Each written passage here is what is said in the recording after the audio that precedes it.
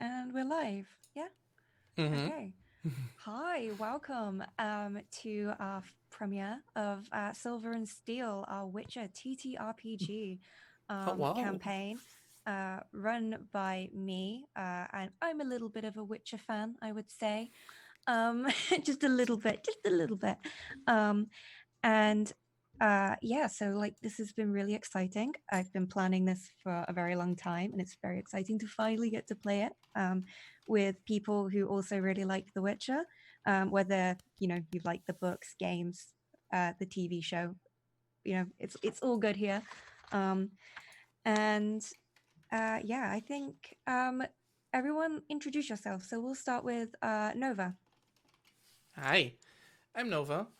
You can find me as Giftnova Gaming on Twitter and as Gift Nova here on Twitch. I do some video game streaming and I'm in a bunch of TTRPG streams as well. And I will be playing Rhiannon, the Griffin Witcher. Mm. And Vex. Hi, I'm Bex. Find me on Twitter at VexyHexy. And I stream as well, either RPGs or games. And you can find me on there at Fractured Moon D&D. Nova is also there, and so is Hera. So, Mm-hmm. and I'll be playing Maeve, the sorceress. And Hera. Sorry.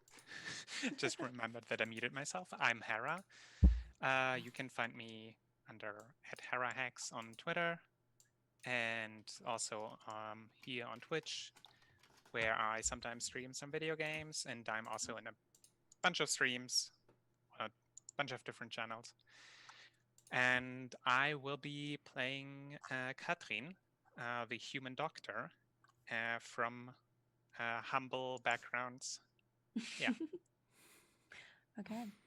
Yep. So this is our party, and I, of course, game master, lawkeeper, whatever you want to call it. And I am going to be running our game, and I'm very excited. So we'll get straight into it. You are in Temeria, which for the most part now is pretty much a war-torn land between Redania and the Nilfgaardians. And there are a few Temerian forces left, but none of any significance. Most tend to be led by rebel forces who don't want to submit to Redania or to Nilfgaard. And Rhiannon, you have been wandering the path now for a good few months. The place around you is just war-torn land after war-torn land, battlefield after battlefield. Most of them, fortunately, you have just ridden past when the battle is over. You have sometimes ridden past when a battle has been in full swing and had to flee from forces that don't care for the neutrality of witches. And it's been hard to find work and contracts lately. Peasants are finding it too expensive to afford to pay for a witcher.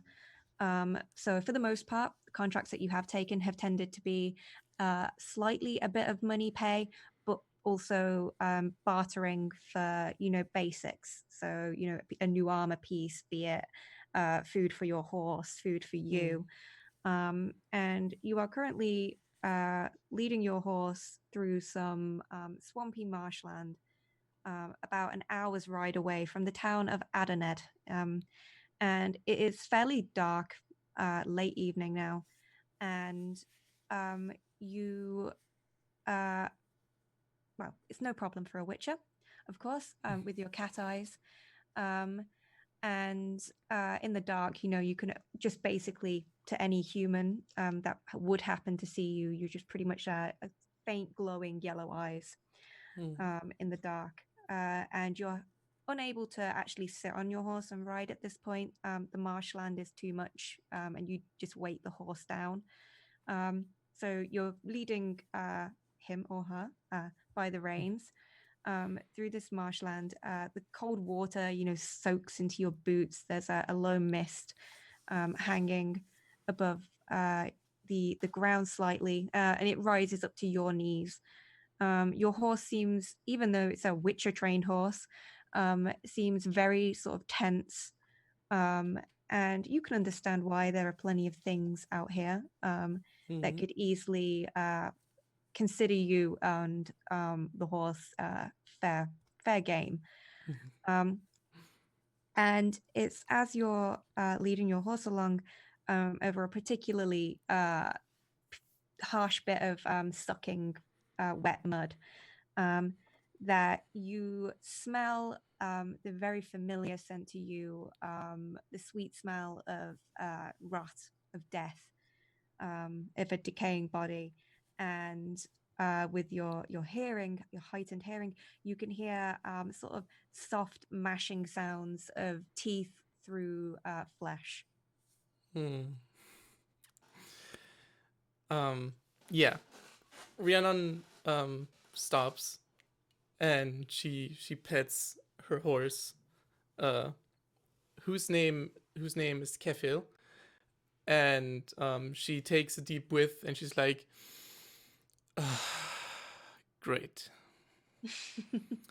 And then she takes the spear that was strapped to her horse, and she kind of like slides it out of the holster and kind of brandishes it, and gives her horse a sign to stand still, to wait. And she's like, "You wait here. I'm gonna check it out." And then she slowly advances towards the stench. Yeah. And this spear, I think we said one half is steel, isn't it? And the other is blade of silver. Yeah, it's basically a long spear with a winged tip, and the tip is silver, and it has like a little like bottom cap that's also like a little spike that's steel, but that's mostly just a counterweight. Yeah. Okay. Yeah, you creep forward through this mist, and with the mix of the moon and this mist, sometimes there's like a trick of the light, and you'll quickly tense, turn. And as you creep closer, you begin to hear this sort of tearing and cracking sound of, bones and flesh being pulled apart. And with its back to you, you see a very familiar shape of a necrophage. You see a drowner. Very strange. This drowner seems to be alone. But you can roll me a d10 for your Witcher knowledge, which I believe would be your monster lore. I can use my Witcher training skill for that, actually. Yes, you can use Witcher training. Okay, so that's d10 plus intelligence plus the skill, right? Yeah. Yes. Okay. So that would be a 3 plus 5 plus 10 is 18. 18. Okay. So you know about drowners, that this is very typical of them.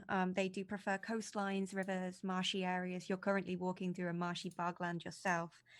And you know that it's surfaced out of hunger, very clear. You can see the sort of pale outline of what appears to be a human body. You're not entirely sure if it's a man, a woman, a child.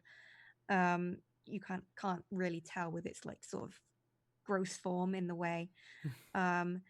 And you know that they typically roam and attack in groups, but with your approach towards it, you see that this one seems to be alone. It must have either been left behind, or maybe it was the only one hungry enough to come this far inland to a marsh. And you know that they are completely immune to any poisons. And they act on instinct. They're very quick just to pounce. And you also know that they happen to be very susceptible to fire. Which, as being a Witcher, you would have access to that. And At the minute, it seems to be completely distracted. It's sort of tearing through this flesh. You can hear the crack of a rib cage being pulled open, and it sort of makes this gurgling, chittering noise, almost like it's happy. Mm-hmm. Yeah, what would you like to do? Okay, can I... Is this one lone drowner the only one that I can hear in the vicinity? Like, there's nothing else going on in the area? Yeah, there's nothing else. You can hear your horse's heartbeat from where it is about 10 feet away from you. You can hear this drowner and the sounds of it tearing things apart. Everything else is kind of, you can just hear carrion birds, so a few crows and ravens, Mm-hmm. and the slight rush of a deer, probably on the far edges of this bank of the marsh, sort of skittering off. But you don't hear any other drowners.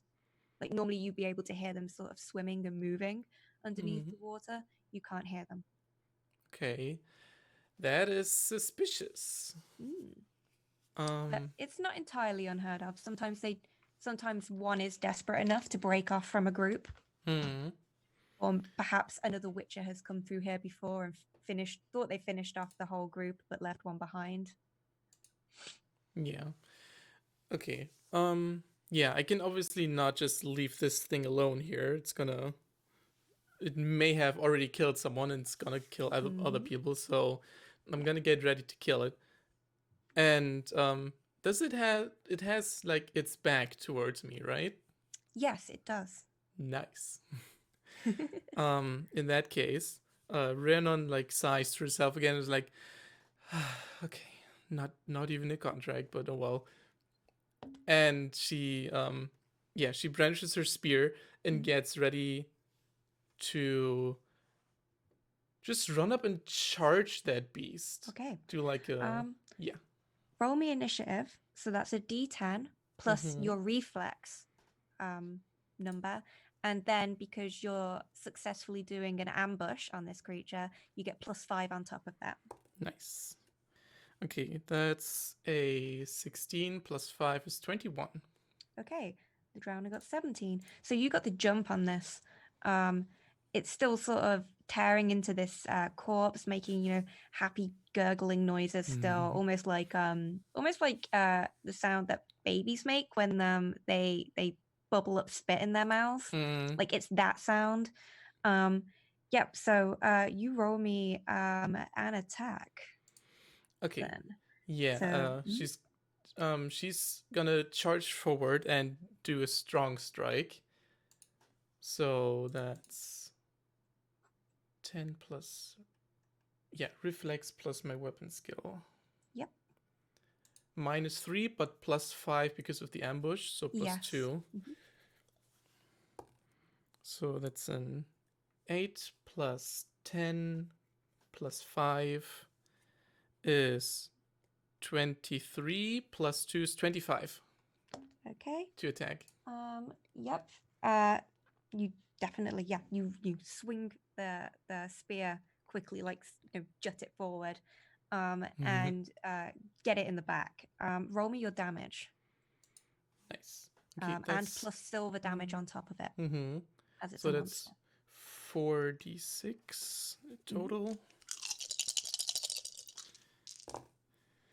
So 4, 10, 13, 15 plus 4 is 19, and then that times 2 is 38 points of damage.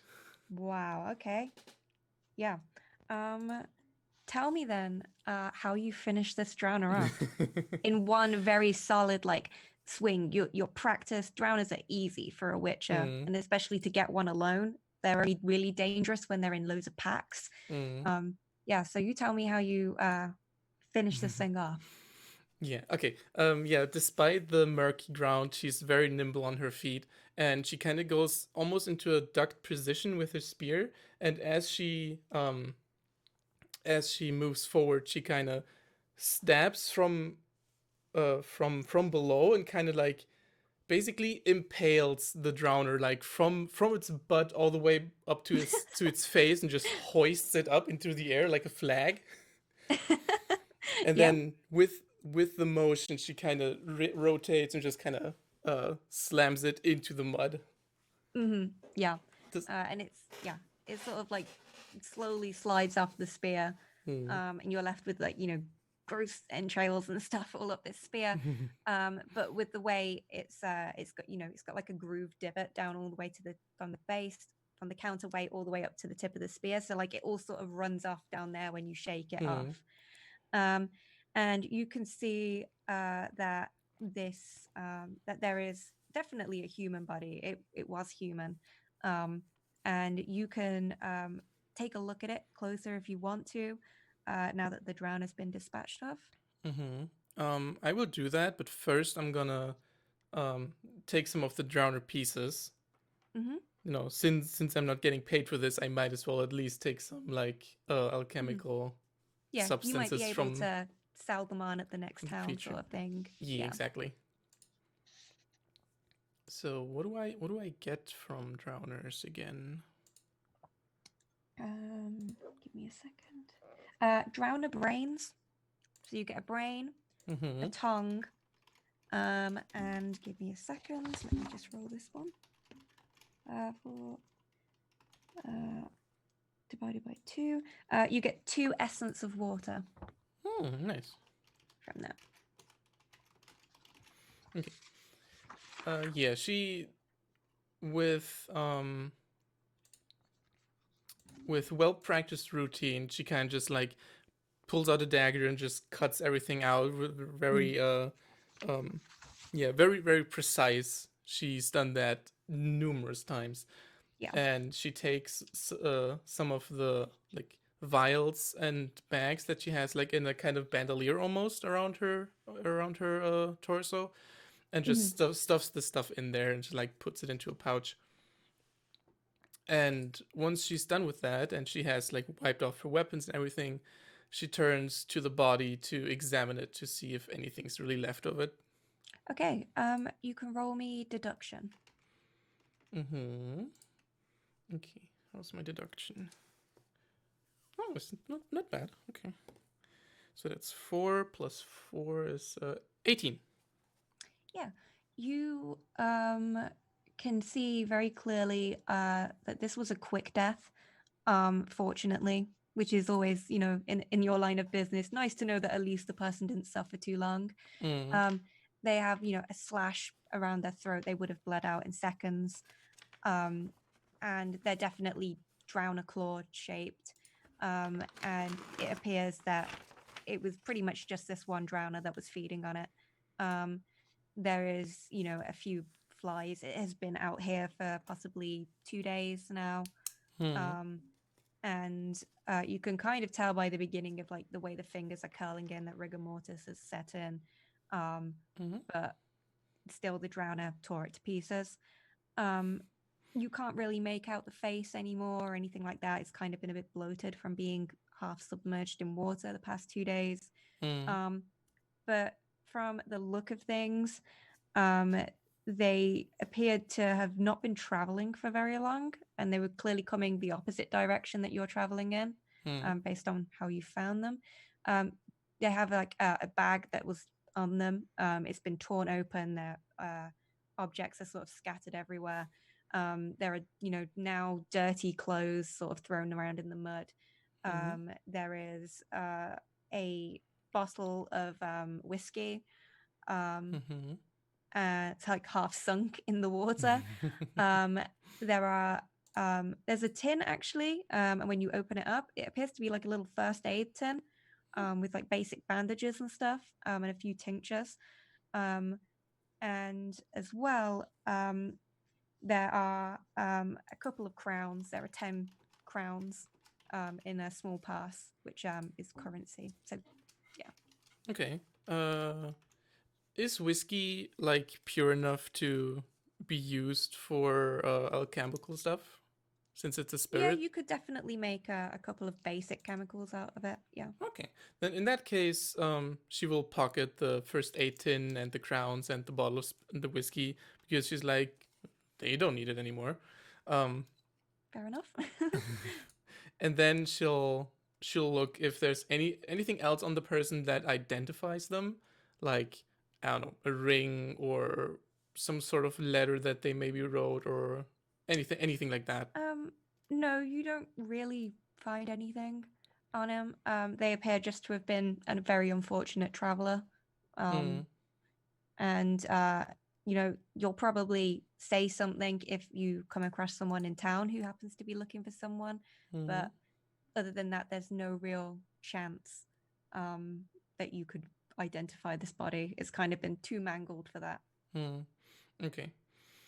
In that case, yeah, she will. Normally she would bury them at least like in a shallow grave, but since it's so muddy and wet here right now, she just kind of like pulls the body off of that road that she's traveling on into the bushes, so it's not like readily like available or like not in the way for any scavengers like drowners to block the road Yeah. for still living travelers.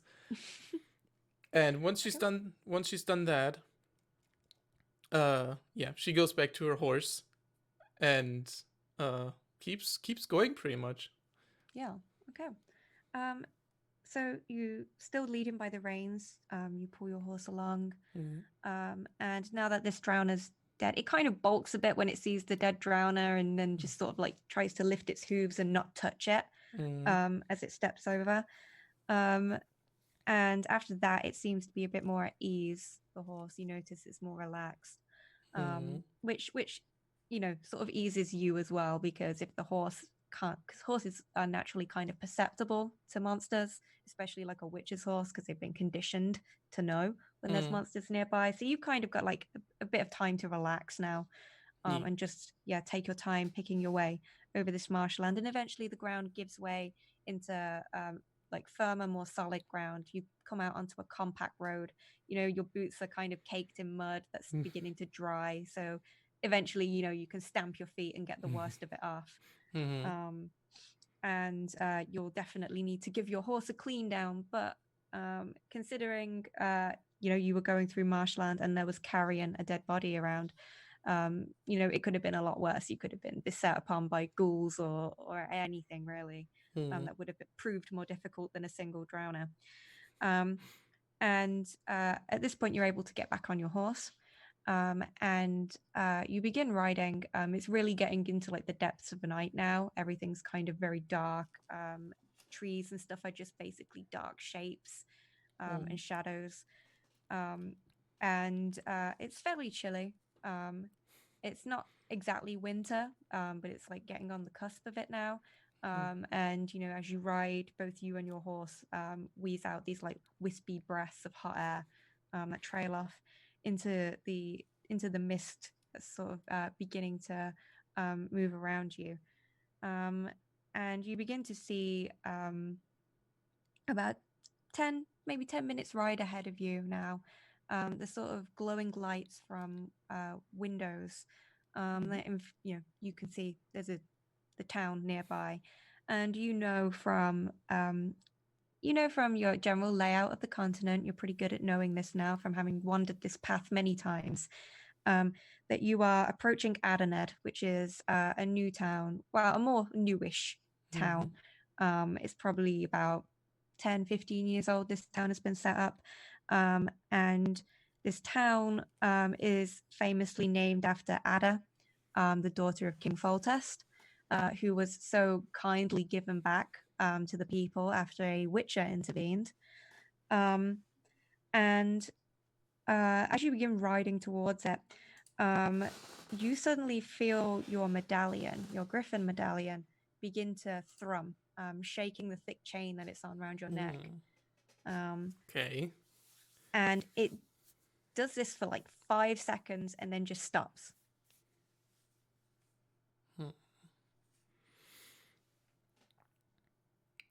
Do the medallions like distinguish between monster vibration and magic vibration, or is it all the same? It's pretty much the same. Anything that's magical, and usually monsters are, because they came over from the conjunction of spheres, so from a completely different plane. Depending on like certain types of monsters that they are. So like vampires and stuff would set it off. Owls would set it off. So basically monsters that have magical qualities to them are what sets it off. So not every monster will, but some do. Okay. And then just magic in general. So, you know, if you were to stand next to a sorceress who casted a spell, then like your medallion would set off. Okay. Yeah, I keep going, but I closely monitor the this my surroundings to see what caused the medallion to vibrate. Yeah. And as you ride closer, it's almost like you hit a wall, like but push through it. So there's like a barrier almost. You feel it sort of run all the way down your horse and along you. It is the static charge of magic hanging in the air. You know it very well. It prickles on your skin, it makes your hair on your arms stand up on end. And again, your horse becomes more nervous and begins pacing a little quicker as you ride. And there's this very long, silent stretch of time, and it just seems to keep going on and on. Like something should be happening. You can feel it. As soon as I pass that barrier and the horse gets kind of nervous, I try to calm it down, and Rihanna's just like, "Oh, fucking great! Does every shitty little fishing hamlet have a sorcerer nowadays? God fucking damn it!" But she keeps going because she needs a place to sleep. Yep. And she's just like, oh, this is gonna be just great. Yeah, you this very tense silence keeps going on, and just to the point where it starts to become unbearable. Like you want to scream at the sort of anger that it's basically causing you. You hear a really high-pitched, ear-splitting scream, and it's carried on the wind, basically. Like you can hear it sort of whisk by your ears, and you hear a child screaming monster. Okay. Well, it's not me that they're screaming at, so It appears to be coming straight from this town. Okay. In that case, yeah, Rion will set her horse into a galloping state, and she's like, well, maybe we can make some coin now, huh, Kefil? And it's like, hep hep. And they go towards the town. Okay. Katrine. You are currently in a back alleyway in Adened. In the dingy darkness, there are puddles and mud all over the ground, and you are frantically trying to save the life of a unknown man to you. You don't know him, a human man who is currently bleeding out. He has been someone has attempted to mug him. It's gone wrong. You came across him bleeding in the alleyway. And what would you like to do? Well, she's first of all, she's trying to apply pressure to the wound. I assume it's a stab wound or something like that from a dagger. Yes. And she's just while she's applying pressure to the wound, she's like with the other hand just rifling through her satchel and trying to find bandages and also something to disinfect the wound, and just doing her best to keep him alive. Although she has a feeling like with the amount of blood that there is, might be too late already. Yeah. Yeah, he's bled so much that basically you can't tell what are rain puddles and what's blood puddles under you at the minute. It's not the worst thing you've ever seen, obviously with your years as an army doctor, but it's definitely up there in like the top 10 of like very bad wounds you've ever seen. And are you currently, I'm asking you, are you currently wearing your gloves while you're doing this? Yes, of Yes. course. Okay. So could you make me a first aid, is it? I believe It's healing hands called? for me Healing because I'm a hands, doctor. yeah. Healing hands check with -3 to the modifier as you're trying to not let your bare skin Yeah. basically touch him. So it's making things very 19. difficult. 19. Okay. He begins bleeding out more and more, but that isn't what does him in. He is frantically, you know, at the point where he realizes he's dying, he's frantically trying to like grab at you. And between his hands moving, he manages to snag down part of your glove and with his other hand touch onto your bare skin of your wrist. And immediately he begins seizing up, like rigor mortis just immediately sets in, black veins around his eyes and across his hands where he has touched you.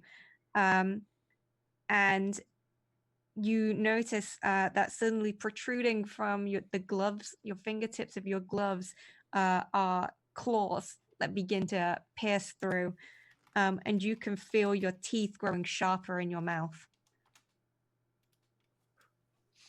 So as she feels him touching her, she just swats his hand away and tries to back off, but it's already too late, and she just stumbles backwards as she knows that it's too late and what has happened, and she just stands there for a moment in panic, staring at him and then at her gloves where the or at her hand where the claws are just coming through right now.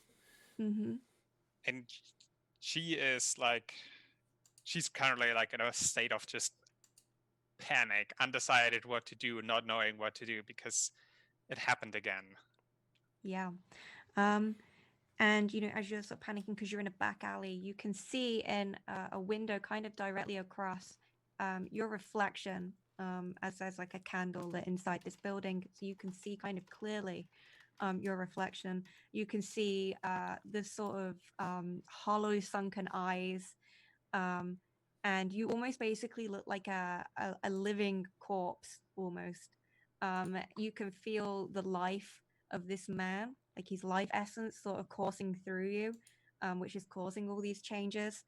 And as you're staring in the reflection, you know, you can see these changes coming about, like the teeth sort of growing a little bit more.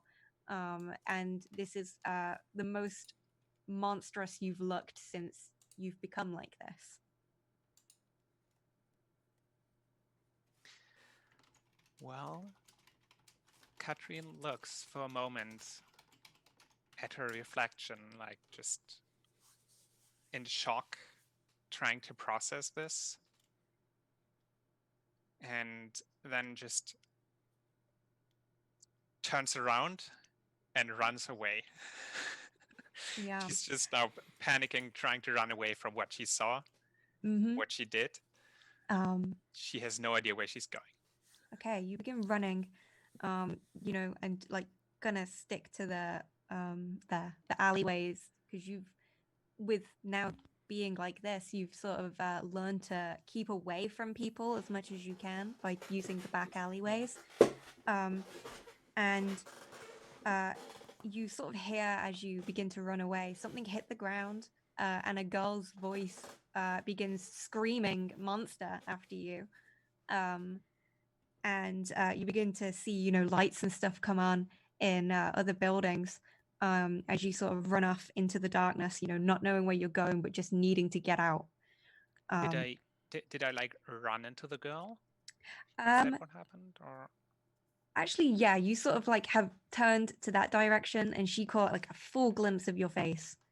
And that's why she began screaming "monster." And you see the thing she's dropped on the ground is like all this fresh laundry that she clearly was about to hang out. And it all just falls into the mud and the blood on the ground. And she sees you there with blood covered hands and your monstrous features. yeah, she just keeps running, and like while she's running, she also like tries to, with her now clawed hands, it's probably not as easy, tries to like pull up her mask to hide her face a little bit. and just she just keeps running away from people, anywhere but Yeah. here, just Yeah. sprinting. Yeah, you're lucky that you are fast enough that like you've managed to go into like the network of sort of back alleys even further before anybody's managed to get out of their doors. So, but you hear this girl screaming monster and, you know, screaming after you.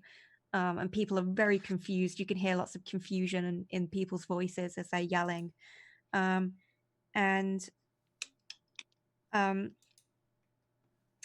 we will now jump to Maeve. Maeve, you have been sort of summoned by the Baroness of this town, who is Iria Alfred. You know, you're her advisor. That's been your job since leaving the Lodge of Sorceresses. And this has been kind of a problem.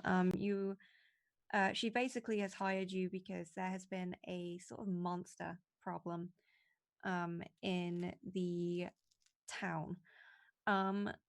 And you are currently sat at dinner with Lady Iria. And she sits there, you know, in her chair. She looks very regal, very dressed, very simple but stylish in like a black cut velvet dress, with her black hair sort of pulled up and curled slightly. And she says at this point she's become very angry. There's been 3 monster attacks since the initial 2 that caused all of this, and she is extremely stressed. And she says, "You are a maid. You're supposed to give me answers." She'll Maeve will kind of look at her for a moment and say, and be like, "I'm doing as best as I can to try and find this monster. I'm trying to make sure that we don't stress out the others, though." She scoffs. She's like, "All this magic at your fingertips, and you can't even find a single monster."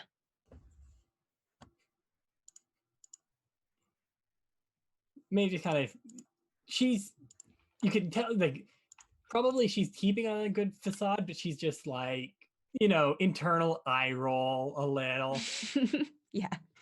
Like, yeah. and you've been hired on and off by Lady Iria for like most of your life, so like you kind of know how to deal with her. She gets like this. Yeah. And she'll say, "I think I'm coming closer, though. I think I found there might be some way to track them. I'm very close, I think." She says, "It has been 2 weeks. 2 weeks, and you've said that every single day. And I have yet to see that monster's head before my feet."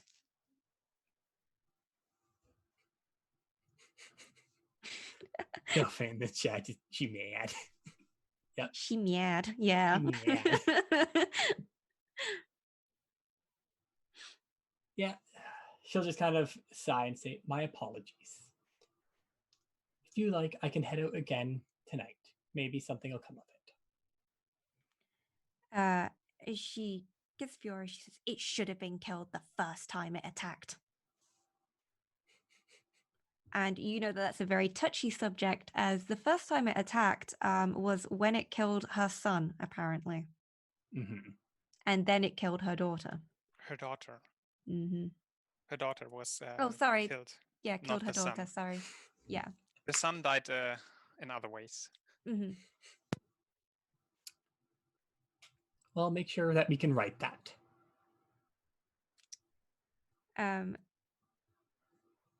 And she says, she went, "I will give you another day.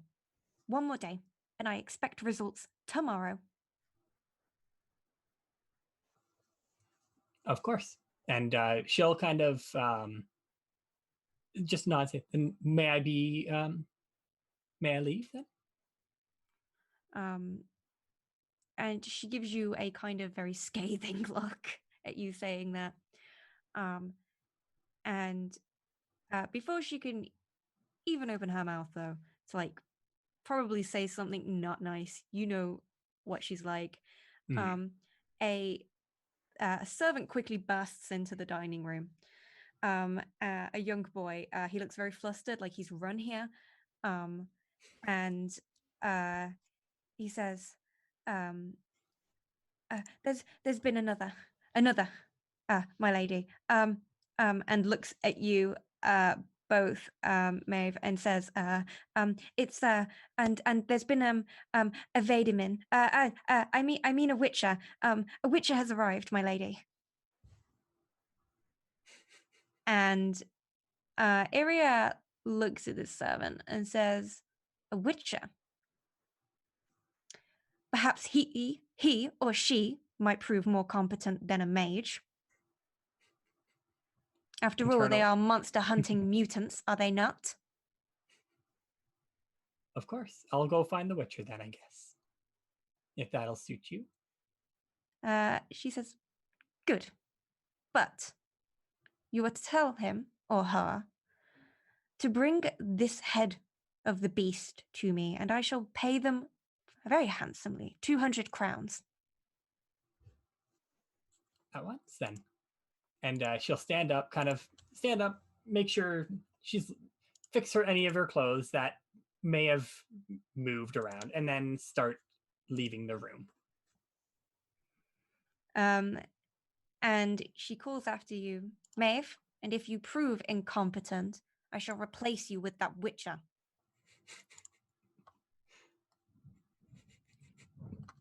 And like the servant boy just looks very awkward and just slips out the door.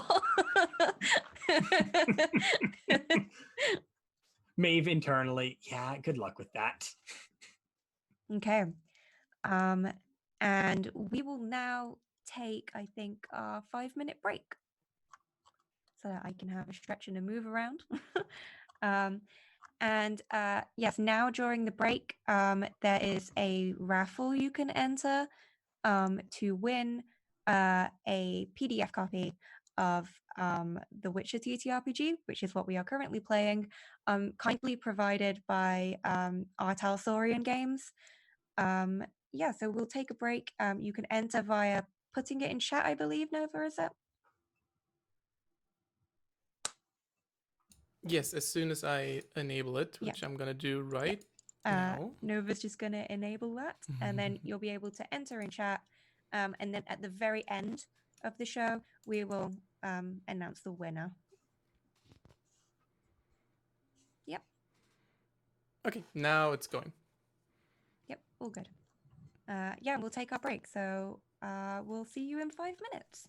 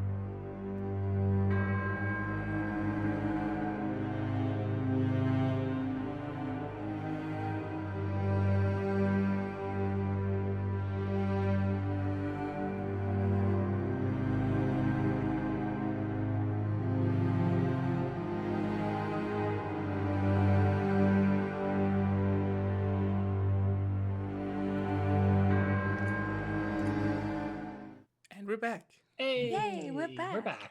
Okay.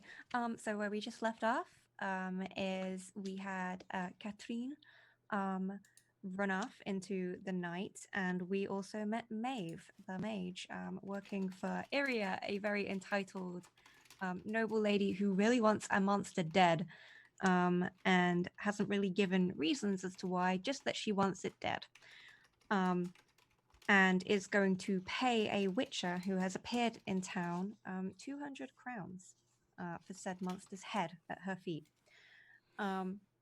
So, Rhiannon, you come riding into town. Are you riding pretty hard, I guess, on the horse? Yeah, I'm After the galloping. scream? Yeah. And yeah, you begin to pull the horse into a canter, then a trot, and then finally into a stop. Where it sort of rears up slightly and paws at the ground.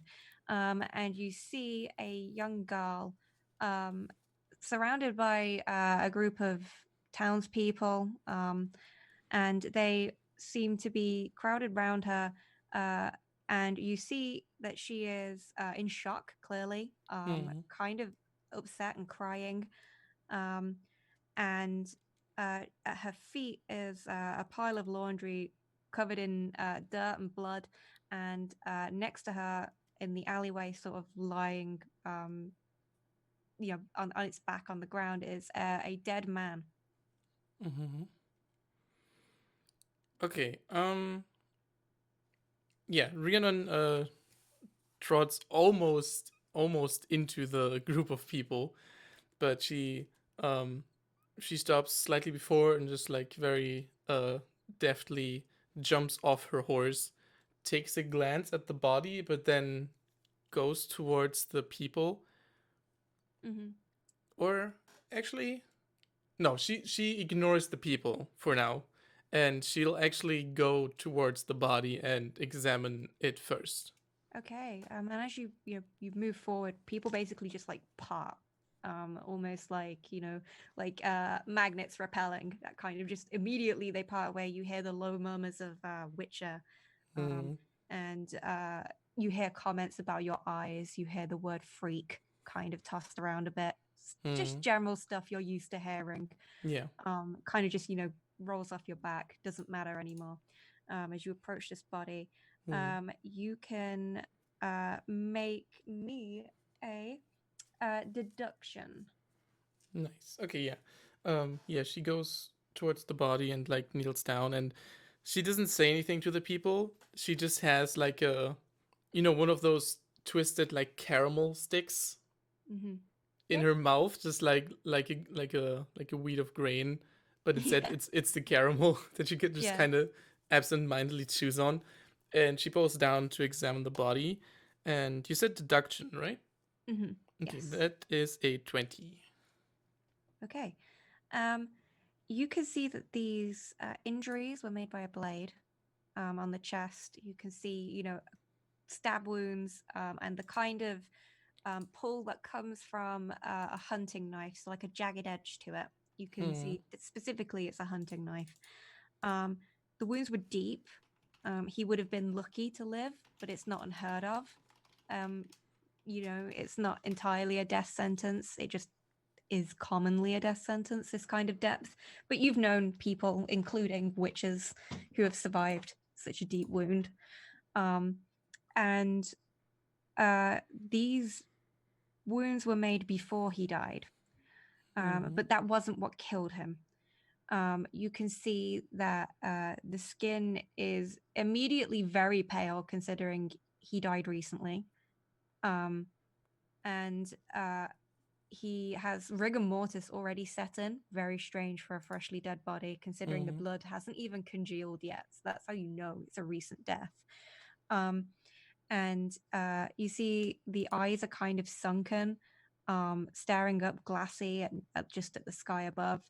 And there are black veins all across his face, down to his lips, that are like a vivid blue. And his fingers are also got black veins running all the way up. And you can make me a Witcher knowledge Mm-hmm. check. Will do. Okay, that's 8 plus 5 is 23. Okay. Your mind kind of immediately goes to two options here.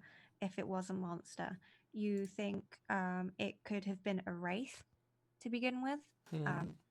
Wraiths typically use blades attacking people. And your Witcher knowledge, it's just 8 plus the 5, isn't it? No, there's the 10 from the intelligence also in there. Oh, from your intelligence. Oh, okay. Yeah, I just didn't mention that. Oh, okay. That's fair. I was just checking. And yeah, you can tell that there are wounds made by blade, typical of a wraith attack. You tend to see blade injuries. But there are no typical signs of things like specter dust that's kind of left behind whenever they go incorporeal. There's nothing like chill spots. Everything seems to be like kind of the same constant temperature around the area. So your mind kind of then goes to perhaps it's a succubus attack. It's not unheard of. They drain life energy in kind of the same way this corpse now looks. But typically, succubi, regardless of gender, are typically very non-violent, and they only take small amounts of life energy. They have to be kind of provoked to attack anyone. And you think perhaps this could have been a succubus who was attacked by this person, so they defended themselves. But as you're sort of looking around the body, and there's lots of mud everywhere, you would expect hoof prints, obviously with the goat feet that succubi have, and you don't see hoof prints anywhere. In fact, you see humanoid boot prints that run all the way to the end of this alley, towards a dead end, where you can see a big stack of crates and lopsided pieces of junk wood that sort of are stacked up against the dead end. That's like a wooden fence. Okay. Do I see any signs of someone trying to treat this person? Like, I mean, Rhiannon obviously doesn't know, but like what Catherine tried to do with like saving their life with bandages and everything. You can see that there are some like padded up cloth that's been wrapped like a donut pressure bandage. And it's clearly been done by somebody who knows first aid very well, because they're very well made. They seem to be very well prepared. And you can see that they're kind of drenched in blood, so clearly there was an attempt made to compress the wound. But other than that, you're not entirely sure. It could have been the man himself who has made these and tried to stop the bleeding. You don't know if the second party was the person who'd done this. And as you're, looking over this body still, Maeve, you have finally caught up, and you found the Witcher because you can hear people in this crowd that are sort of gathered round, muttering to themselves about this strange outsider who has come into town. All right. Well, Maeve already has a pretty good commanding presence over most people in general, and she'll just call out, "All right, everyone, back to the houses.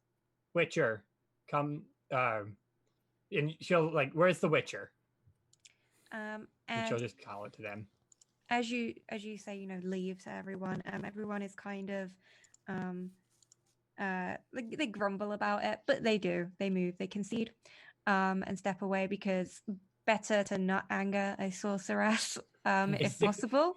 Best to not piss off a 6-foot-tall mage. Yep. Who sounds done with everything.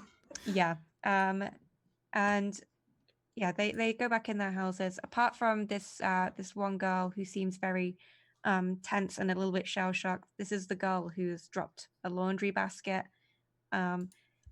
And of course, you see the figure with their back turned to you, but they must be the Witcher.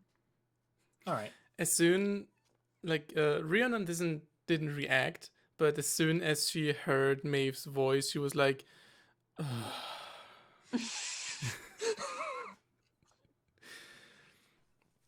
And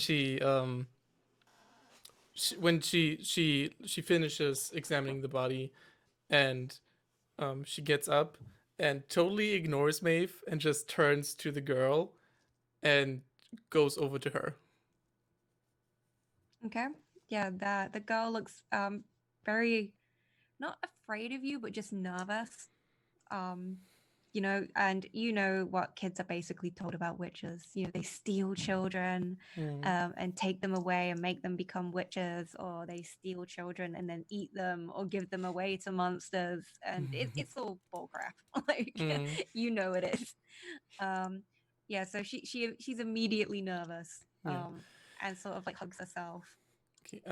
Is she still like on the ground, or is she standing in front of me? She's standing. It's the laundry that's on the ground, like around her feet. Okay. Rhiannon actually makes an effort to look as little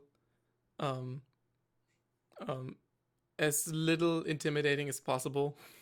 So which doesn't really work because she's pretty tall and fairly like wide shouldered and everything. But she looks at the girl and she's like, don't worry. And she points to the caramel. She's like, I've already eaten. And she she gives a very sort of like nervous laugh, like not sure whether she should laugh at that or not. and then she says, then she like nods to the body. She's like, have you seen the monster? And she says, I, Master Witcher, I have. Can you tell me what it looked like? It looked like a corpse, sir. Like, she's like very sort of tense. Doesn't really know how to address a Witcher. Hence the whole like Master Witcher and Sir and yeah, Rhiannon doesn't care. Sure.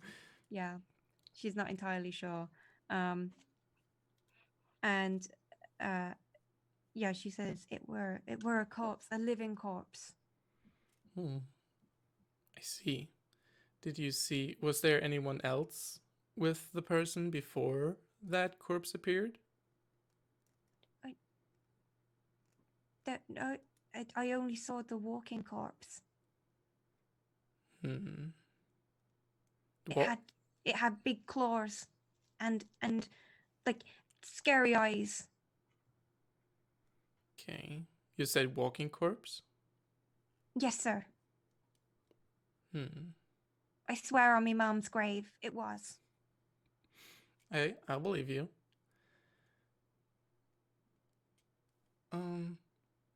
Okay. Well, you were a very big help.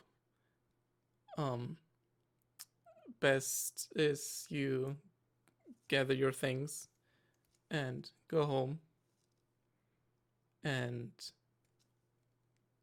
maybe don't go outside that late. She nods. She says, aye, sir. Yes, sir. And she begins picking the laundry up. And she then holds it in the sort of wicker basket. And she looks at you and she says, are you going to kill the monster, Mr. Witcher? She looks down the alleyway and then at the floor, and she's like, I'll do what needs to be done. And then she says, Gods be with you. And then she sort of runs off into a house and slams the door shut, and you hear like a bolt go across the door. Okay. Is there anybody else left around here? Like any stragglers? No, there's only this mage that you heard speaking. And currently Maeve is standing there, tapping her foot, just looking at you. And are you done yet? Or are you going to continue ignoring? Did she say that? Yes, she said that to you. Okay. with that, Rhiannon actually like turns and looks at her, and she kind of like looks her up and down, and then she turns around, not even say anything, goes back to her horse. And was I here before in this town? You have visited once or twice while being on the path. You don't really stay very long. You've probably like stayed overnight before. Okay. In that case, the horse would know. So she's gonna pat it at the back flank, and she's like, "Go to the stable. I'll be there in a bit." Yeah. Yeah. It just sort of wanders off. I'm assuming you're taking your weapon off it. Yeah, I already had my I'm just- sword on the. I'm just making sure. That would be a big mistake. Yeah, as it trots off, I like grab the spear and it's just like kind of slides out. Yeah. Mhm. And then she sighs and she looks at Maeve like, "What do you want?" Well, I guess we're looking after the same thing. And one second, let me just double check because I'm horrible at names remembering. Lady Iria Alfred has offered you a reward of 200 crowns for the capture of this monster with its head delivered to her. All right. I don't know why I need you for that. So you can tell your lady that I'm on it and just let me do my work. She kind of looks at you, kind of shakes her head. That's not how this is going to work. You're new here, Witcher. I've been looking for this monster. I'm helping with this. Well, clearly you haven't been doing a very good job. So I don't know why I would need your help. She's kind of smirks at you, shakes her head, and just starts walking to the direction you would been like more or less to the body, and then just kind of shrugs.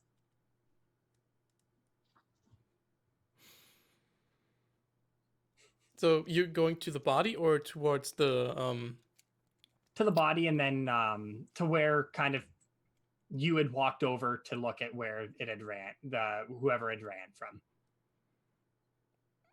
Okay. Rhiannon will kind of like she knows it's no use arguing with sorcerers, and especially like court sorcerers. So she just starts walking into the alleyway, and she looks at Maeve's like 300, and then she starts following the trail. Yeah. She'll just look at you and say, "You'll have to take that up with the lady." With your previous deduction roll, and the fact that you saw the footprints going all the way down to this dead end, you follow it, and begin, basically what stands in front of you now is a large wooden fence that like a human wouldn't be able to jump over. A witcher would be able to scale it, but a normal human wouldn't. And you see that there are boxes and crates kind of stacked up to one side, and you see on these boxes what look like muddy boot prints. So clearly the person you think has climbed up. And you begin to as you're looking, you then catch at the corner of your eye what appears to be a scrap of cloth clung to like a nail that's overhanging one of the boxes, sort of like loosely nailed in. There is a scrap of cloth that has been caught on it. Okay. With her gloved hand, she takes the cloth and kind of like examines it and like sniffs it a little. Okay. From smelling it, well, first of all, it looks like it's just been torn from like a traveling cloak. It's kind of that material that's resistant to wind and rain. It's a denser quality wool. And as you sniff it, there's a very strong smell clinging to it, very specific. It smells and reminds you of what smells like grave dirt, very damp soil with this sort of sweet scent of decay and death attached to it. And as you're holding it and sniffing and realizing that smell, again, your medallion begins to tremble slightly, which indicates to you that there's something magical about this. Okay. She says more to herself than to the sorceress, just kind of mumbling under her breath, and she's like, "Oh, if this is a wraith, then it's the weirdest wraith that I've ever seen." Then she looks up the wooden Boxes. fence. Yeah. And she kind of glances at Maeve and just starts scaling. Okay. trying to escape the sorceress. Okay. You can make me athletics. Okay. Okay. 7, skill is 8. that one? I'm just blind. Athletics is dexterity. Oh, there it is. I just am blind. 7. Okay, 15. 15. Yeah, you're able to just you start like just jump slightly, find a foothold sort of thing, and just jump up and over to the other side.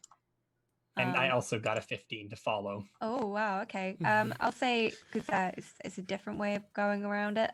You climb up the boxes and bring yourself over. And yeah, you see this mage do exactly what you just did, Rhiannon, and just drop down into the mud next to you. She's like, just tries to ignore her as good as possible, and I assume there's still like the tracks here on the other side.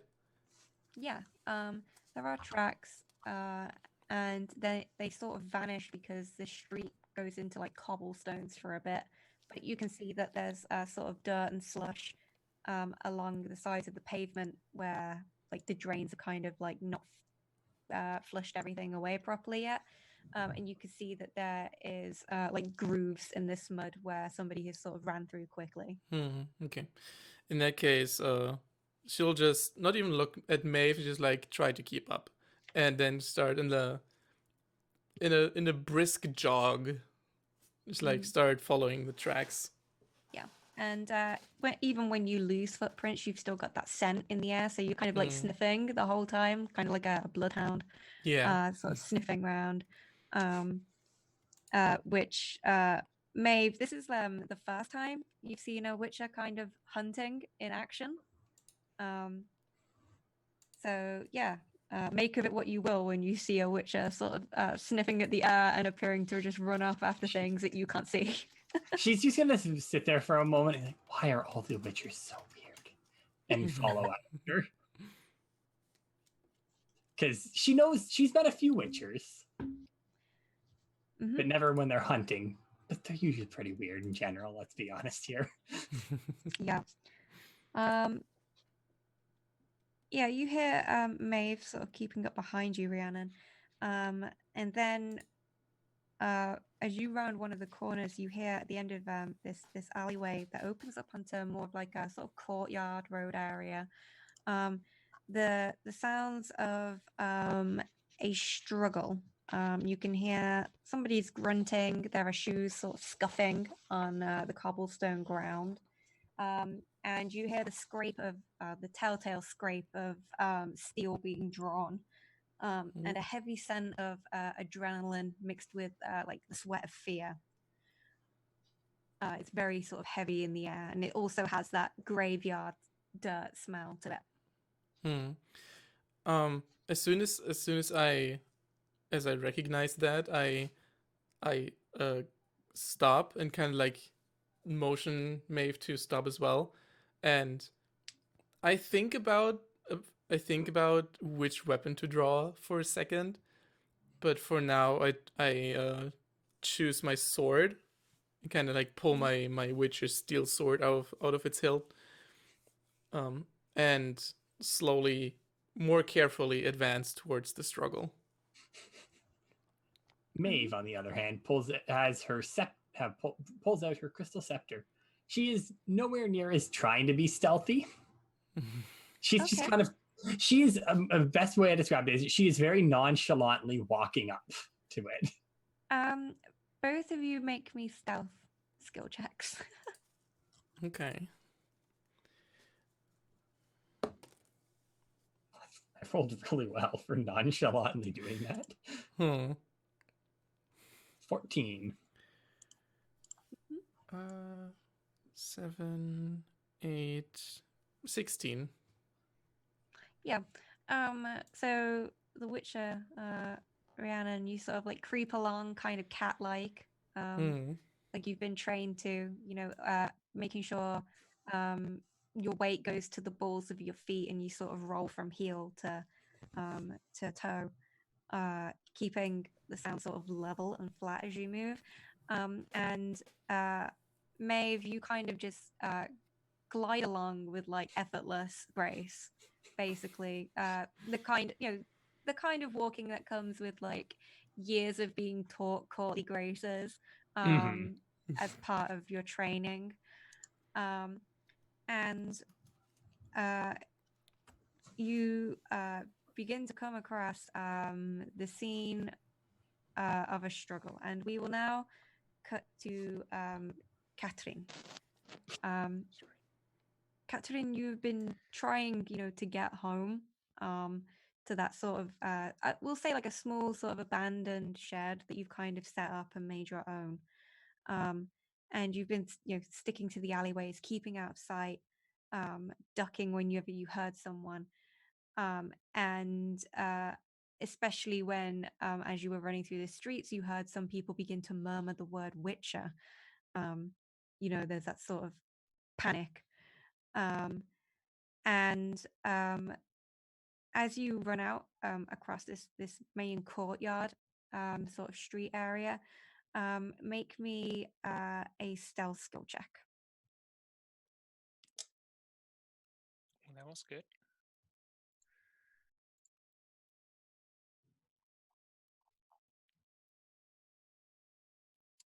$13. Ooh. No, sorry. 20. Oh, okay. My bad. Yeah, you are really like stealthy. You don't draw attention to yourself as you slip through the street, but you feel your foot hit something, like strike something that's kind of tense against your ankle. Make me a reflex check. Just straight reflex? Yeah. Okay. 15. Okay. You like suddenly there's like a pinch around your ankle. You feel like a twang of something snapping either side of you. And when you look down, there is a barbed sort of trap that has wrapped around your ankle and secured your foot down. And with your reflex, like you sort of don't fall. You kind of just manage to catch yourself before hitting the ground. And when you look down, this is a trap that actually you recognize from your years in the army as a medic. This is a particularly nasty kind of trap. It's a scoia'tael style trap, so the elven kind of trap. And basically, what it does is it wraps around with barbs to cling into your clothes, and then if you try and wriggle away your skin, and you will take from it already wrapping around you is just 1 HP damage, unless you want to, have that absorbed by your armor on your leg. Yeah, I'll take that for now. Okay. And as you're sort of, looking down, trying to figure out what to do about this barbed trap around your leg, you hear movement in front of you and see a human man and a female elf step out. And the elf holds a hand crossbow, which has been pulled taut and is leveled at you. And the man draws a sword. And you know both of these people, Katrine. You know the man is called Olson, and you know the elf is called Varin.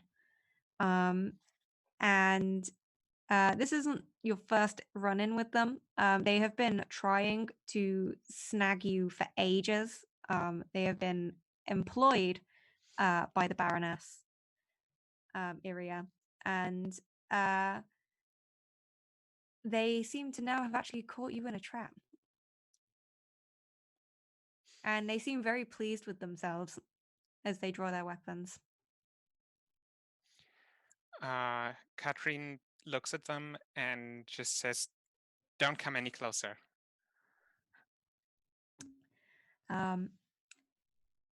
And Olson laughs at you and says, "You really think you got the upper hand, do you?"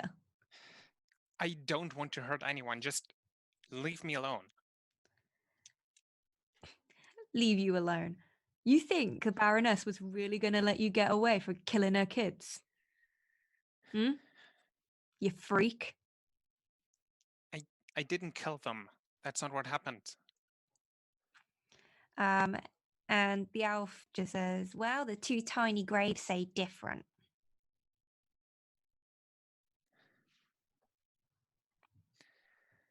Her son was too far gone. He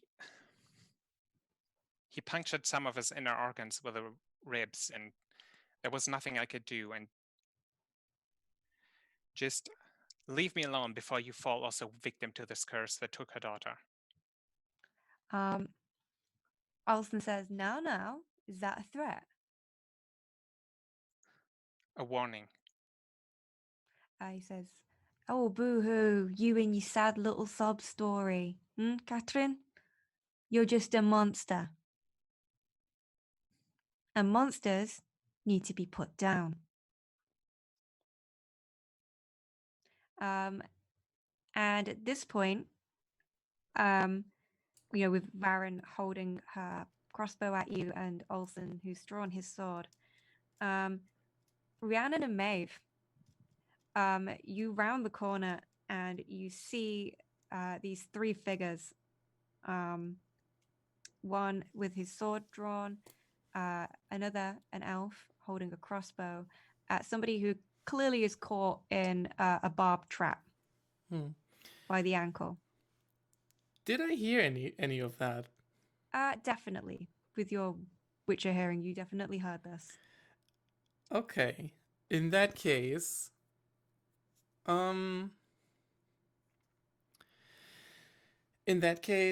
Rhiannon would just walk around the corner very casual. Just kind of like just kind of like twirl her sword in one hand, and she's like, now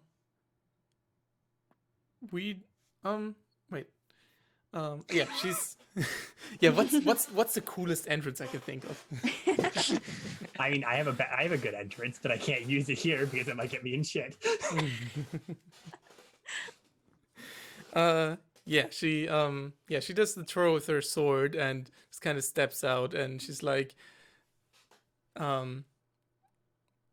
she's like, no, you don't want to do this. Clearly addressing those two people. And immediately, this elf levels a crossbow at you, Rhiannon, and obviously Maeve as you step around the corner. But the crossbow bolt is definitely aimed at the Witcher instead. And the man laughs and says, "A Witcher and a sorceress. Wow, we got ourselves three freaks, have we?" Maeve kind of looks at him and just says, "Put your weapon away before it hurts you. You hurt yourself."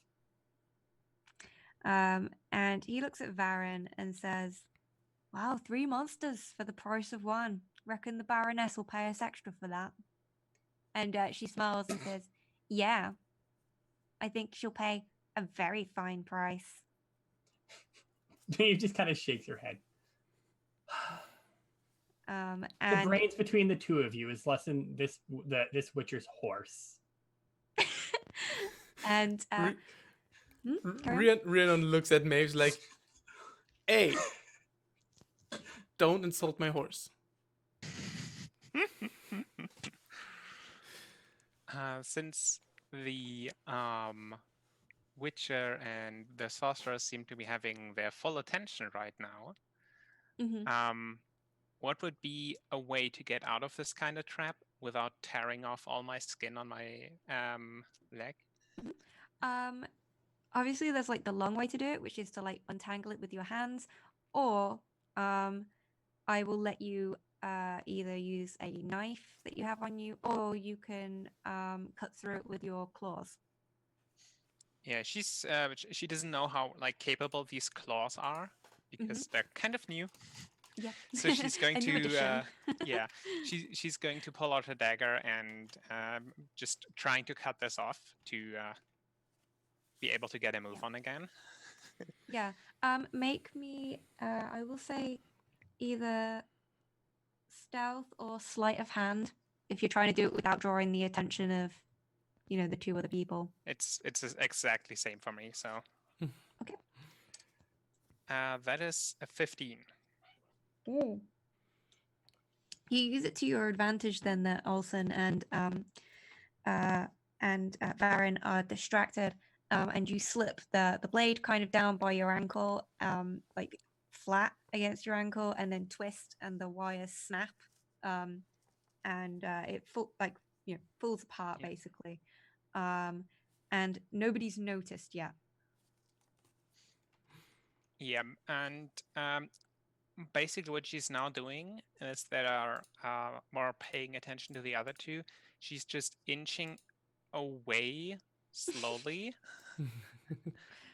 Not basically trying to like immediately turn heel and run, but to get as much distance between them and her before they even notice that she's free.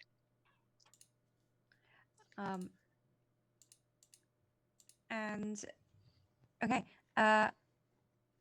yeah, you begin to like back off to the side, as Olsen and Baron seem to be kind of interested in this Witcher who's arrived. And he says, Olsen says, like, he says, sorry, a Witcher sticking up for a monster. Do you guys, all get chummy? Considering you're all freaks. Rhiannon smiles, but it's a kind of like cold, joyless smile, and she looks at him and she's like, "Oh, I see two monsters here. In fact." Funnily enough, so do we.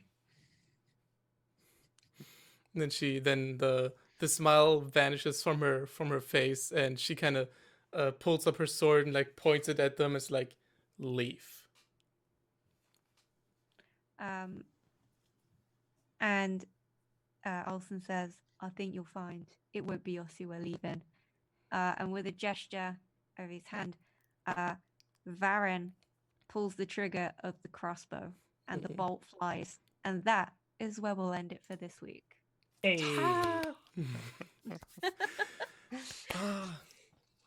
Yeah, first session. Exciting. That was fun. That was a lot of fun. Yeah. So you guys can all do your plugs now. So Nova, you first. Yep. Okay. Hi, I'm Nova. You can find me as Gift Nova Gaming on Twitter.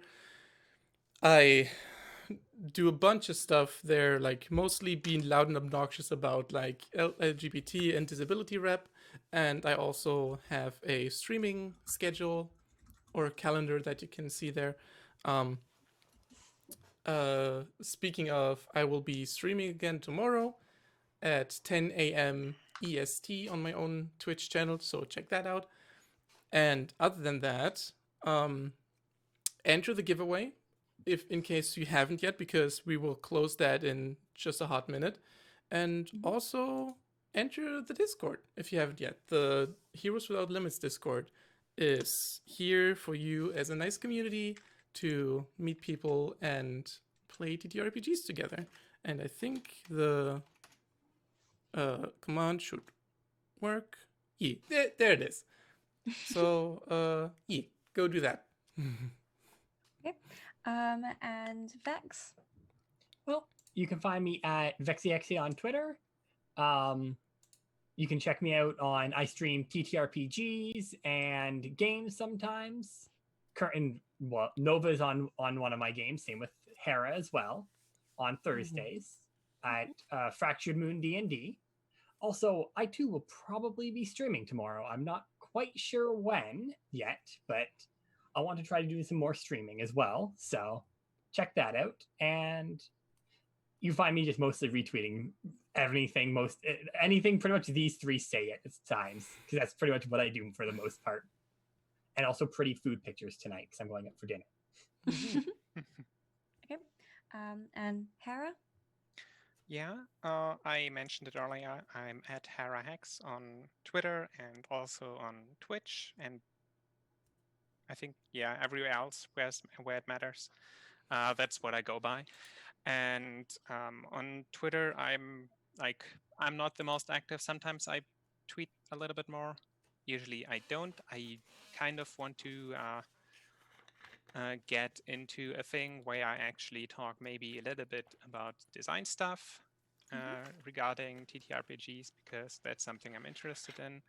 I'm currently working on my own TTRPG, which is the best way to describe it is Stranger Things, but instead of modern times, it's set in 18th century Germany or 19th century Germany. I like that. It's like taking a lot of stuff from folklore, from German folklore, from my very own personal folklore that I have. I have exactly one story that is unique to me, which I'm very glad. And I think I will actually soon share something about that, the story of the Rubberbine cat. Oh, nice. Which is a story my aunt told to me. Yeah, and I sometimes stream also. Very rarely. I play Dark Souls 3 currently, where I then talk about sometimes also design-related stuff, usually more about the games I'm currently playing. Yeah. Okay, I'll quickly do my plugs. I'm Sarah or Mustang, don't mind which you call me, doesn't matter too much. But you can find me on Twitter at Mustangs Art.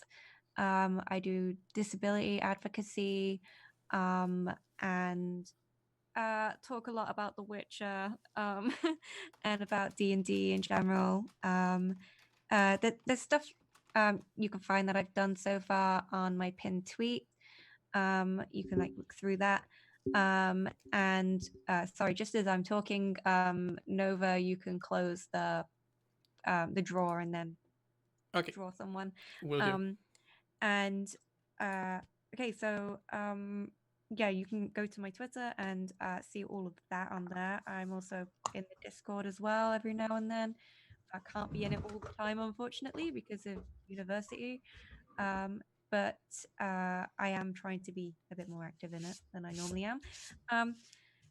But yeah, do we have a winner now, Nova? We do. Yeah, and it's the Raptor Queen. Yeah, the Raptor Queen. You have won yourself the Witcher TTRPG PDF core rules, the GM screen. Nova will reach out to you for your email, and then we'll give it to Talsorian Games, and then they'll pass on the PDF to you. Congratulations, and I really hope you enjoy playing, because I hope you enjoyed this stream, and I hope that really sold you on it, because it's a really good and fun TTRPG. And stuff coming up. Okay, so the big thing tomorrow. Tomorrow at 10 a.m. EST, there is a charity streamed actual play of The Witcher again, called The Witcher: The Hunt for Dandelion. It's an actual play benefiting the charity Special Effects, who help bring accessibility to video games, and they help disabled folks connect through through playing video games. Sorry, there are plenty of prizes up for grabs. There are dice from Q Workshop, subscriptions to Sirenscape and Astral, gift cards for Drive-Through RPG, PDFs of the TTRPG from Mage Hand Press, t-shirts from Round One, the books from R. Talsorian Games, and game codes from CD Projekt Red themselves. And we have a wonderful cast, which I am so honored to be included on. We have Simon, who is Wandering DM on Twitter, Johnny, who goes by Johnny on Twitter, Kelly, the Opera Geek, B. Dave Walters, also same B. Dave Walters on Twitter. There's me, Mustangs Art, and the voice of Geralt of Rivia himself from the Witcher games, Doug Cockle, which is at dcockle on Twitter. I am playing Ren. Ren is a disabled bard. She has a lovely cane, which I'm sure she will beat people with relentlessly. She has that kind of energy. And I'll be in costume as her. I have posted it on my Twitter what the costume looks like. It's currently hanging up over there. I'm very excited. And I'm honestly very honored to have been asked to be part of the cast. So many wonderful people, and really do come and join the stream, even if you can only be there for 5 minutes. Come along, see what we're doing. Basically, ridiculous shenanigans. You get to see Doug Cockle do ridiculous things and then say it in Geralt's voice, which is always extremely funny. And you can donate to, and obviously a very incredibly good cause. Next, as seen in chat today, we all just want to say thank you to Alex for designing the Starting Soon GIF that you saw, the lovely flashing GIF, and our Twitter graphics that you have seen for this show. You can find his Twitter at MyBigMood, and his commission rates are in his pinned tweet. You can also find his Ko-fi, which is ko-fi.com/mybigmood. And Alex is disabled and currently medically unable to work. And your support to him would be greatly appreciated. And next, thank you to R. Talsorian Games today for generously offering PDFs of The Witcher TTRPG that we've been giving away, as well as providing all the official logos and the nice fancy font that you see that's used. And yeah, thank you so much for supporting our show. You have been so kind in every interaction I've had with you. You are pleasant and lovely people doing amazing things, and you've got an amazing TTRPG.